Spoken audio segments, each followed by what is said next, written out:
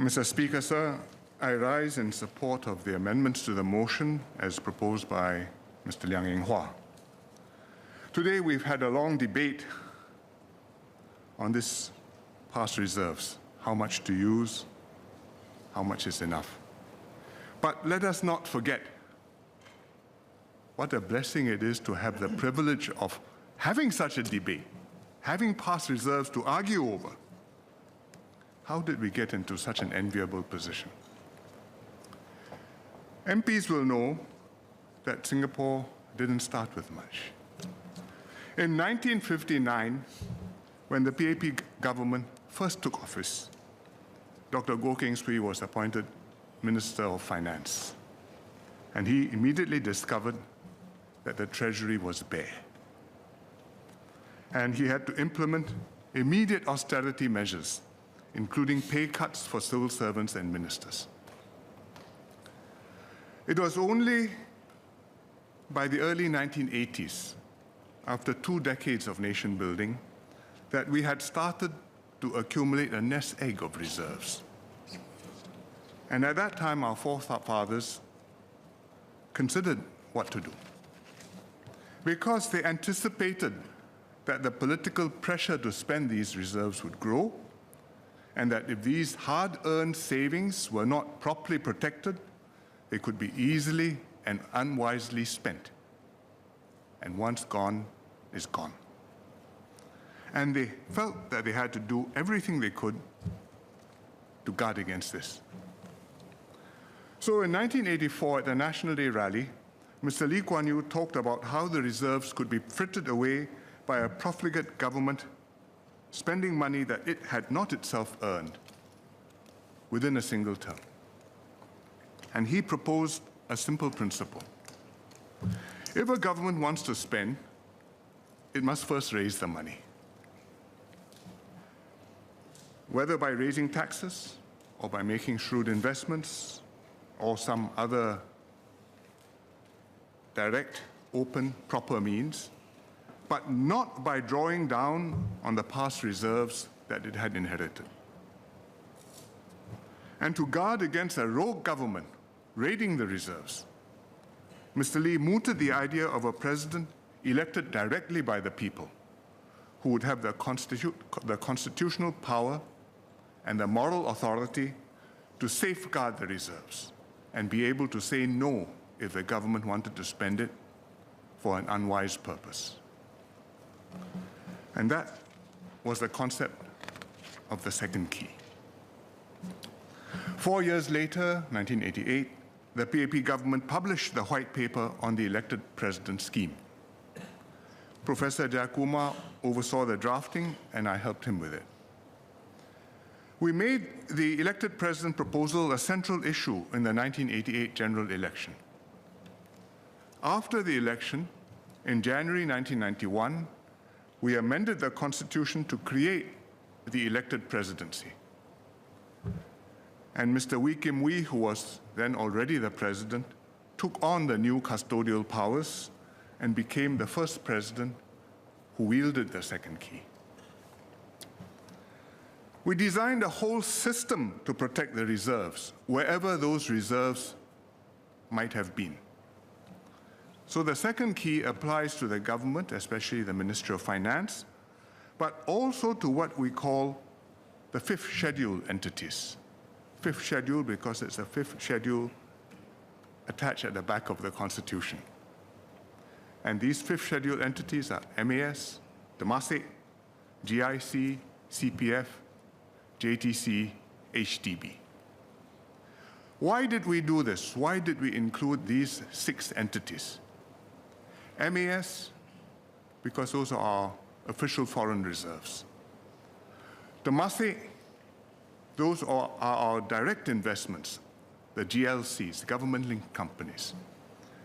GIC, it doesn't have very much money of its own, but it is the manager of the government's money, of MOF's money. The CPF, which is Singaporean savings. Not really the government's money, but if you have a rogue government, this too will be at risk. and then JTC and HDB. Why? Because land. They own and manage land for industrial, for housing, for other uses. And land has value.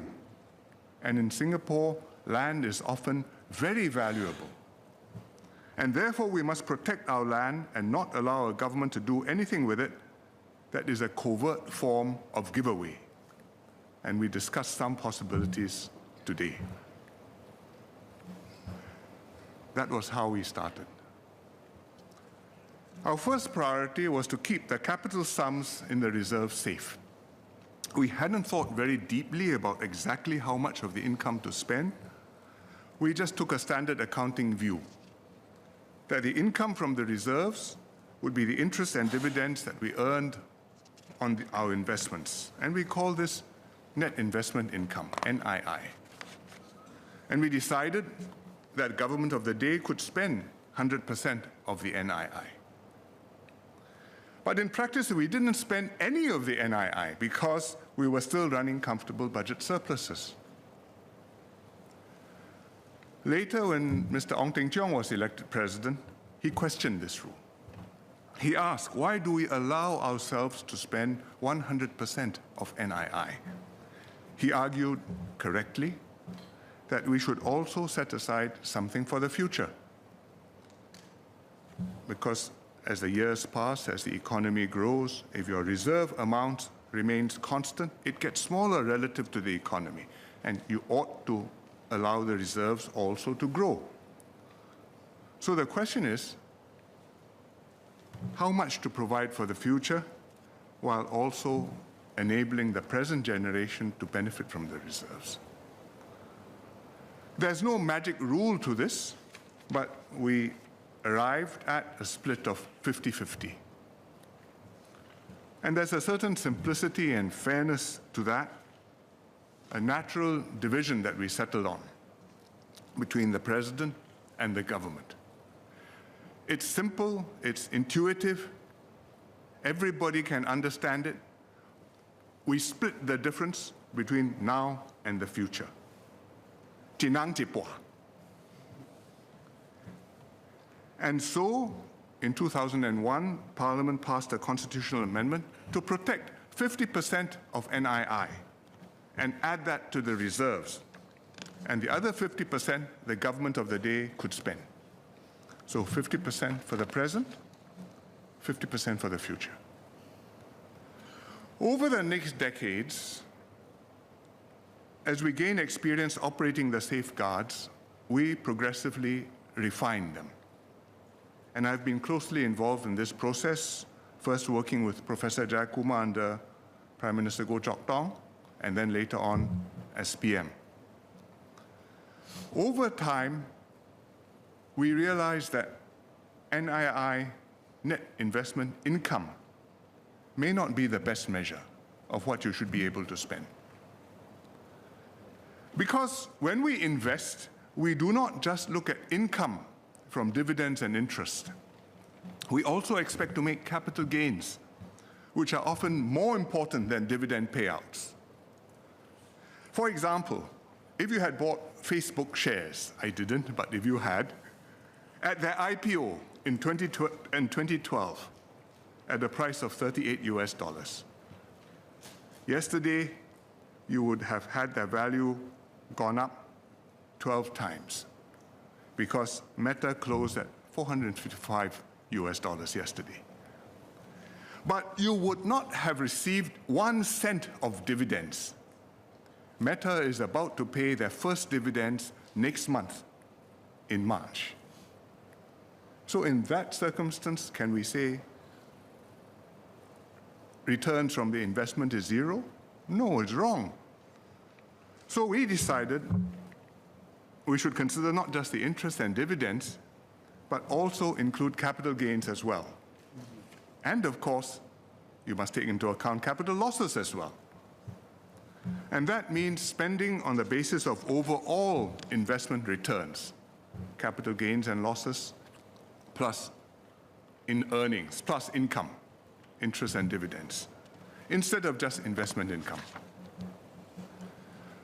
We also studied how other institutions which had built up large endowment funds managed them, particularly US Ivy League universities like Yale and Harvard. Harvard has the biggest fund, Yale has quite a big fund, but Yale had a model which was very successful and very respected. We learned how they implemented consistent spending rules, how they smoothened out the draw on funds, because from year to year the fund performance can be volatile. We must understand this. We can project 4% long-term expected returns. Next year, what will you earn? God only knows. It can be plus 10, it can be minus 10. Hopefully, after 20 years, it's something like what you projected, but really, it's volatile from year to year. And you have to find some intelligent way to smooth it out so that you can spend steadily and not be whiplashed. And I met Mr. Len Baker, who chaired the Yale Investment Committee, to understand how Yale did it. He happens to be on the GIC Investment Advisory Panel. So we studied them, we modeled our rules on these ideas, taking into account our political and constitutional context, which makes it much more complicated for us to implement than, say, a US university. So in 2008, we amended the Constitution again to specify that the government would spend out of net investment returns, NIR, instead of net investment income, NII. But we kept the 50% rule, so the government could spend 50% of net investment returns instead of 50% of net investment income. And we call this amount, which a government can draw from the reserves and add to the annual budget to spend, the NIRC, Net Investment Return Contribution. And this is how we arrive at today's system of spending half of investment returns and saving the other half. After decades of refining and improving the system, testing it out, making sure that it worked as intended. It's important to put into context just how valuable an asset our reserves are to Singapore. As you have heard, the NIRC accounts for 1/5 of government revenue. It is around 3.5% of GDP, more than what we spend on any single ministry, more than we spend on defense, more than we spend on education, more than we spend on health. 3.5% of GDP every year. As far as the Ministry of Finance is concerned, they just sit there, it arrives. They don't have to raise taxes, they don't have to collect fees, they just have to make sure that Temasek, GIC, MAS is run properly, and every year you hope and you should be able to get 3.5% of GDP. How does that compare with our other revenue sources? 3.5% of GDP is about equal to corporate income tax revenues. It's 1.4 times personal income tax revenues. It's 1.3 times GST revenues. Supposing we didn't have the NRIC out of the reserves, then what would we do? You have a choice. You can double corporate income tax. You can more than double personal tax. Or you can roughly double GST. So instead of 9% GST, you may be 18% or 20% GST. That is what the NIRC has enabled us to do, and that is the burden which the NIRC has taken off Singapore taxpayers. We are here today because our forefathers had the prudence to build up the reserves and the vision to anticipate the political pressures to spend them, and the imagination to design the two-key scheme to protect the reserves for succeeding generations. That is what stewardship means. But despite the constitutional protection, the pressure to draw on the reserves will still be there, especially as spending needs grow. And hence the repeated questions and demands. How much do we have? Do we have too much? Are we saving too much? Can't we save just a little bit less? If you look up the Hansard, you will know this is far from the first time this subject is being discussed. No doubt, the opposition will swear they are being responsible and give many plausible reasons to draw on the reserves. Surely spending a little bit more, just a little bit more, won't break the bank. Surely it's okay to talk about the income or the returns, and we don't touch the principal. Surely we can treat land differently from other assets. No need to price it fully. Sacrifices of the people. Once we take that mindset, we are going down a deep hole.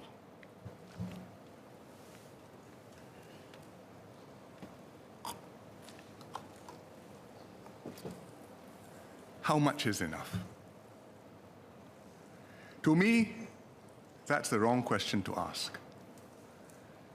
It is a misconception. I've said it before, but it is true.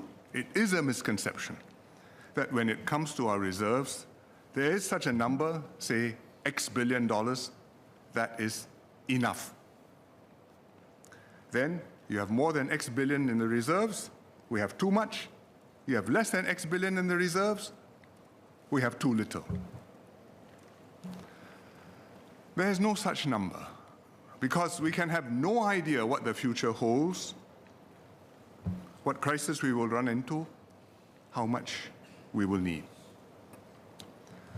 When the global financial crisis came, 2008, 2009, we tapped on our past reserves for the first time.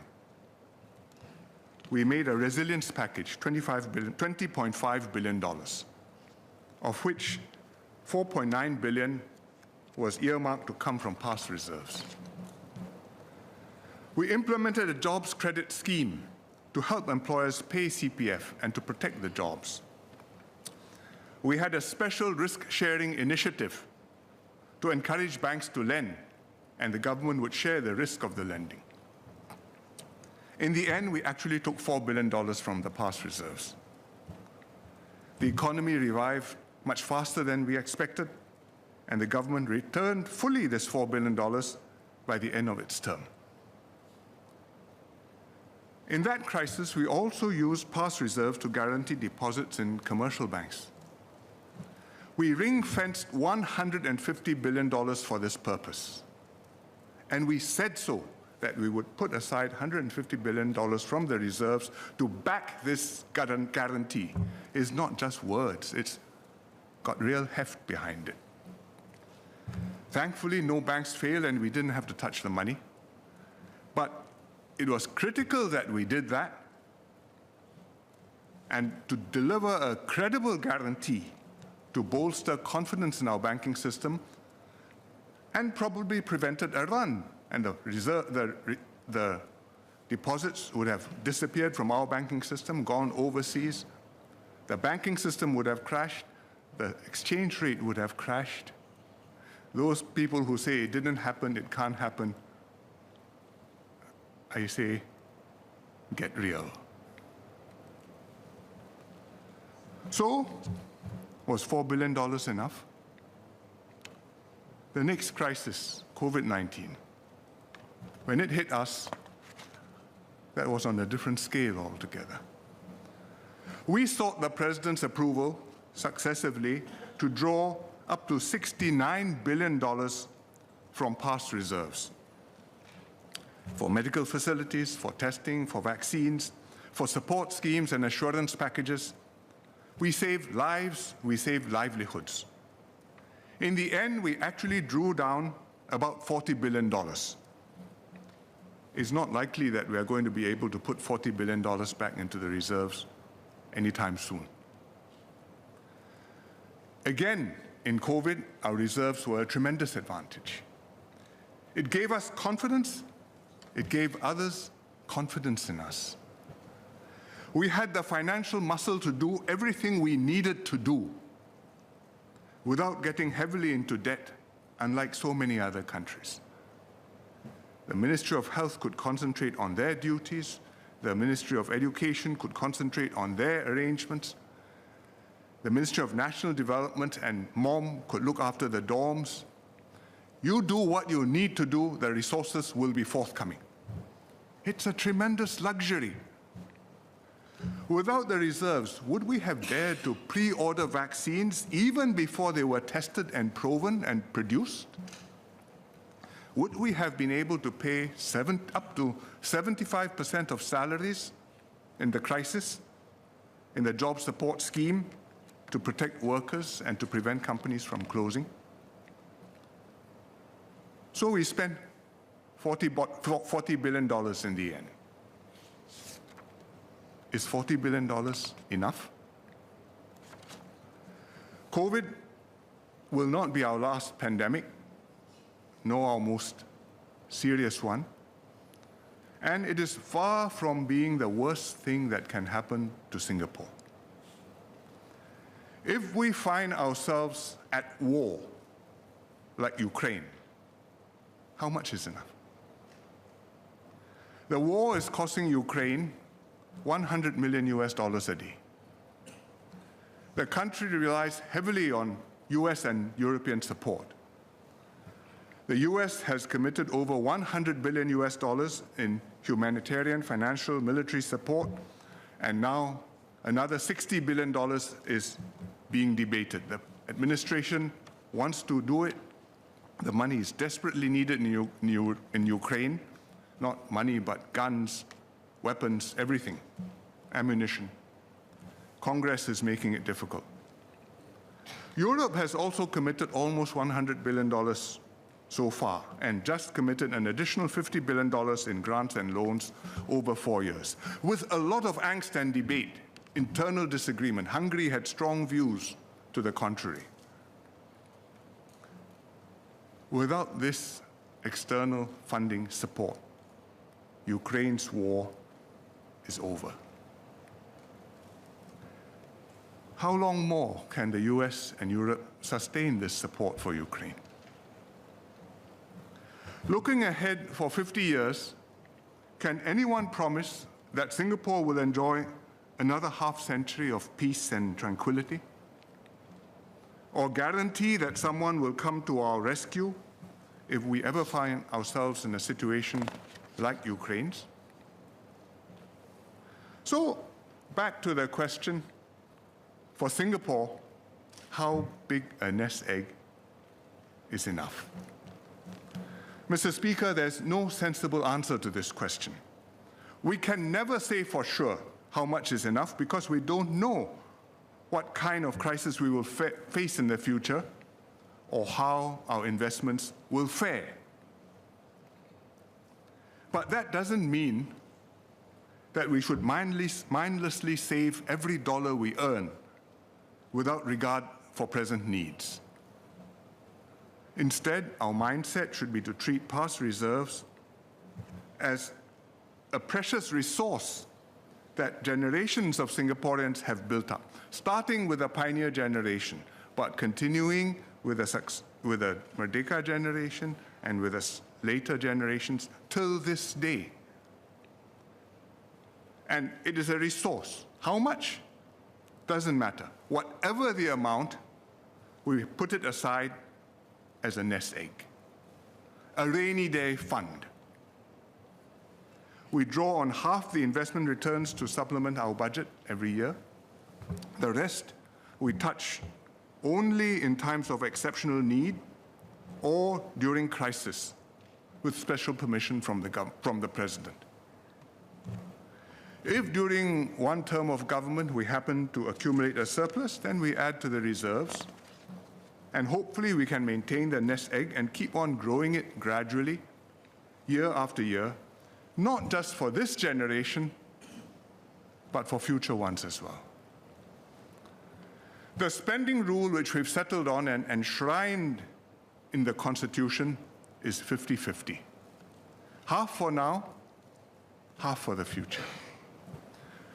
As I explained earlier, this is fair and just, and as I would like to explain now, it also happens to be the right sustainable proportion to keep the reserves in proportion with the GDP. Because let me take you through this back of the envelope. Please get your back of envelopes out so we can do this sum.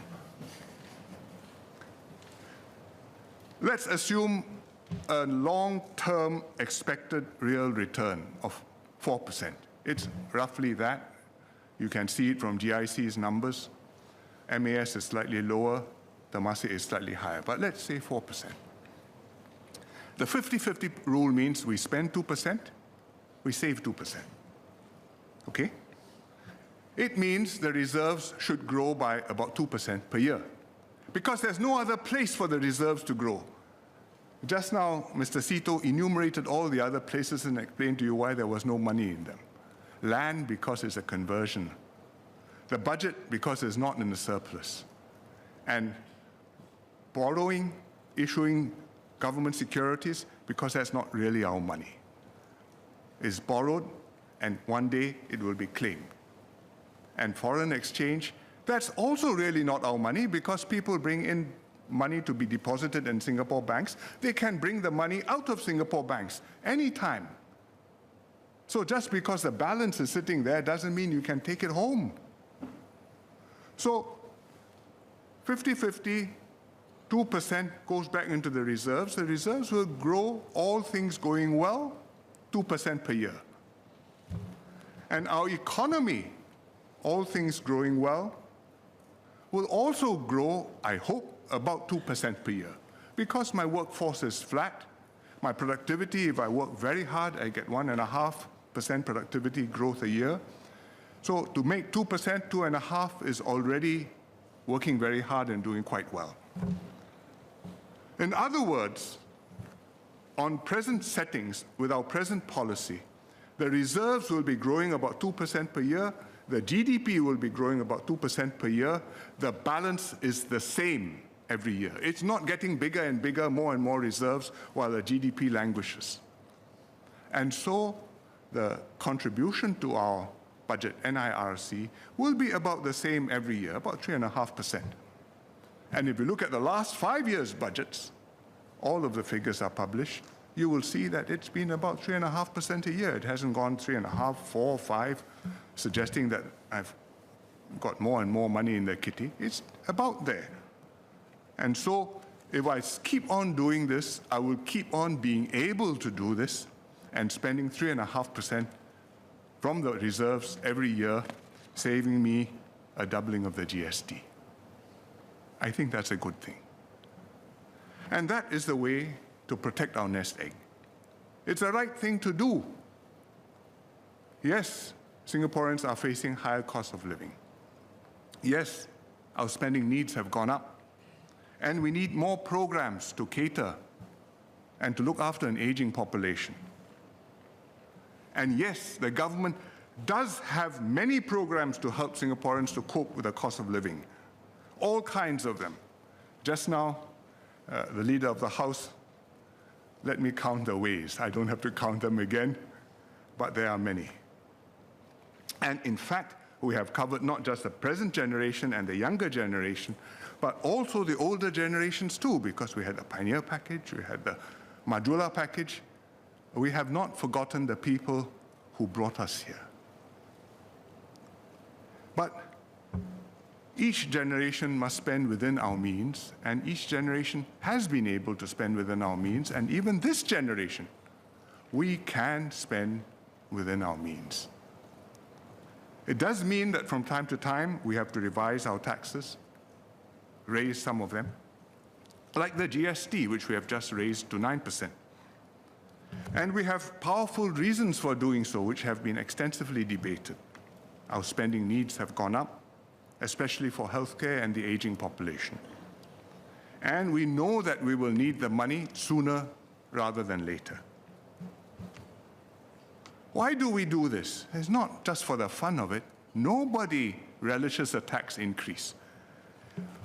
Not even the Ministry of Finance. Why should a government volunteer unnecessarily to do something which it knows is going to be unpopular? But if it has to be done, we will do it.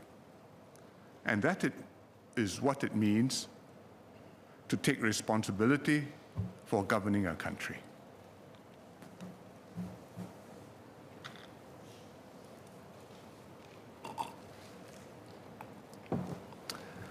We got here because of the careful tending of our forefathers. Despite the difficulties and the challenges which they faced, they still put savings aside so that we can enjoy this resource today. And we are that much better off for it and grateful to them for it. Now, we too should fulfill our obligation to our children and grandchildren to protect their interest in this nest egg. This nest egg, it's the money of the people of Singapore, yes, but it is not the money only of this generation of the people of Singapore. It belongs to this generation, it belongs to future generations too, and we have a responsibility to both. And if we fulfill that responsibility, in time, our children and grandchildren too can benefit from a steady stream of returns from the reserves and also have an umbrella to protect them come a rainy day. We must not erode the patrimony, this family treasure, which we have inherited from our forefathers, nor should we burden future generations with debt, nor mortgage their future. We are beneficiaries of our forefathers' sacrifice and vision, but we are also trustees protecting this inheritance for future generations. It is not just for us, and we have a responsibility to our children and grandchildren. This is the ethos and the compact which generations of Singaporeans have forged, and it is one that, in fact, has been upheld across the aisle in this House.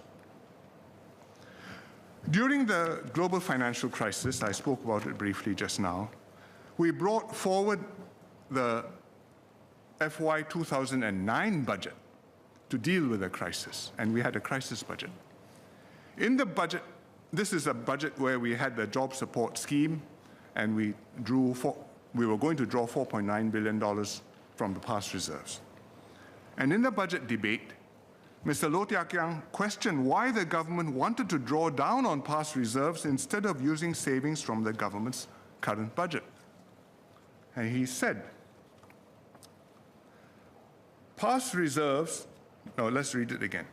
He said, what is unusual of our resilience package is that the government will be using our past reserves to fund two main components of the package, the jobs credit scheme and the special risk sharing initiative. I think I misspoke, I said job support scheme, it's a jobs credit scheme. Past reserves are a strategic asset meant for use in times of need, especially when the government faces financial constraints due to unprecedented circumstances which require the government to respond in the interest of the nation. Hence, I'm surprised that the government has chosen to set a precedent in asking the President for approval for a drawdown of our past reserves when it has enough savings from the current term of government to fund the entire resilience package and the resulting budget deficit, which the Finance Minister has estimated at a certain amount.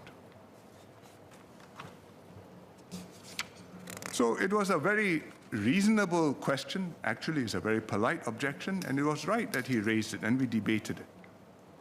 And our answer was, we are doing this so that we have dry powder. And there are current reserves. We may well need it later. We put that aside. If we need to, we will use it. As it turned out, fortunately, we didn't need to. 2 years later, in 2011, when the government paid the $4 billion back to the past reserves, Mr. Loh spoke again. He did the honorable thing and commended the government. And he said, in the budget debate again, 2011, in conclusion, sir, the budget this year has done one thing right. it has prudently put back into past reserves the $4 billion that the government took in 2009. So this is how a responsible opposition conducts itself. There was a common commitment to safeguard our past reserves and a recognition, shared recognition, that they are a strategic asset only to be used for unprecedented circumstances. Now, I hear the opposition arguing that we should change the rules and draw more from reserves, and that, of course, they have no intention to raid the reserves, far from wanting to bankrupt Singapore. They say we can easily afford what they are proposing. I conclude their tune has changed. May I remind them that the changes they are proposing are not simply policy changes, but require amending the Constitution to draw and to spend more from past reserves, which are protected by the President. Some people say it's harder for this generation to abide by the same tight fiscal rules as before. They say that now growth is slower, the cost of living has gone up, which is true. But our forefathers, who put aside the surpluses which grew into the reserves, were much less well off than us. To put it bluntly, much poorer than us.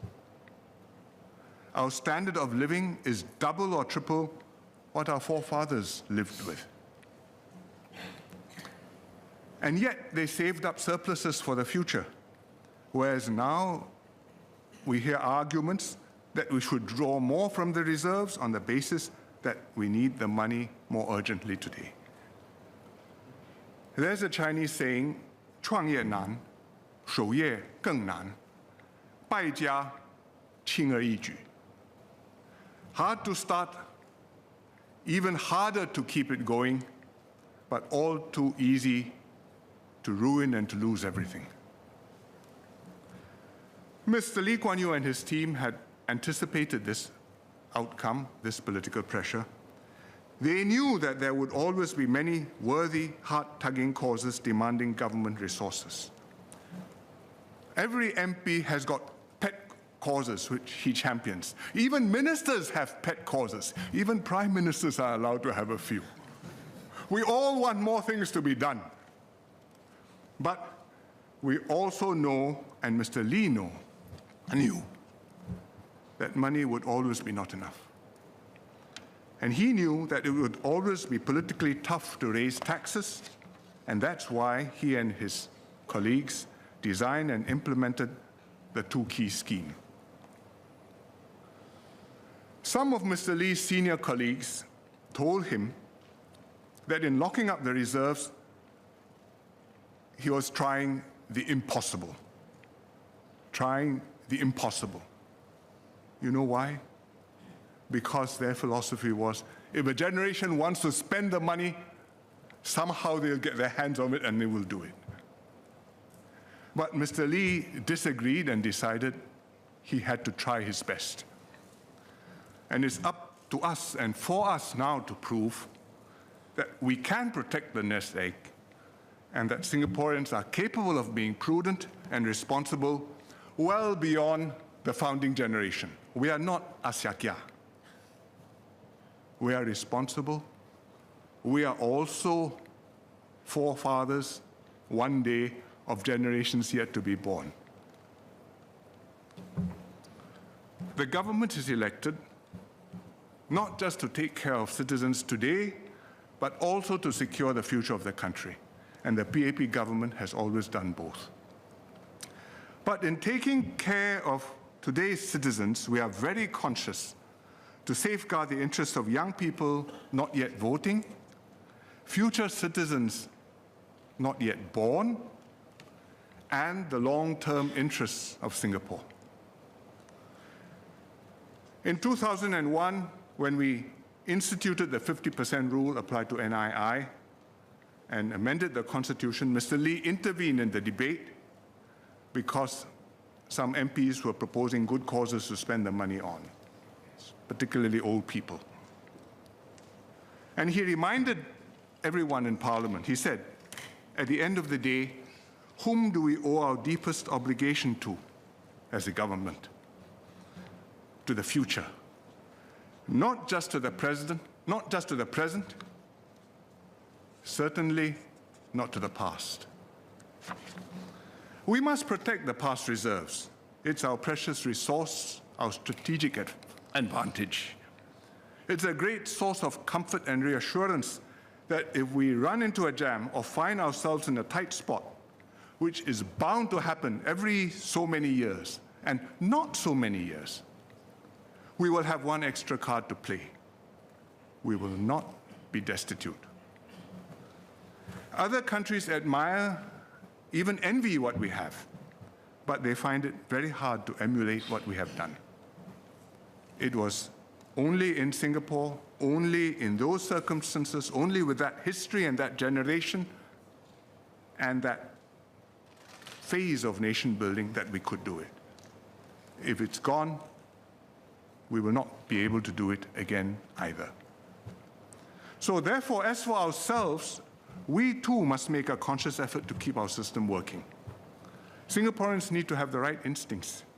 Save when we can, resist the pressure to touch it, use only when we really must. Each of us must see ourselves as stewards and trustees, taking care of the interests of present and future generations. That's the way to keep this discipline, to keep this rule, and to keep this system with two keys working well. Ultimately, in a democracy like Singapore, on big issues like this, it is the people who will decide. And the PAP is convinced that this is the right approach for Singapore. As long as the PAP government is in power, this is what we will do. If any other political party thinks that this is not the right approach, if they truly believe that we should dip into our reserves more, then bring it to the ballot box. Put it up front. Say you want to touch, you want to spend. You want to shift the rules. Don't pretend that you are being just as prudent, only more kind-hearted. Campaign in the next general election on this issue. Ask voters for a mandate to form the government, change the constitution, dismantle the second lock and key.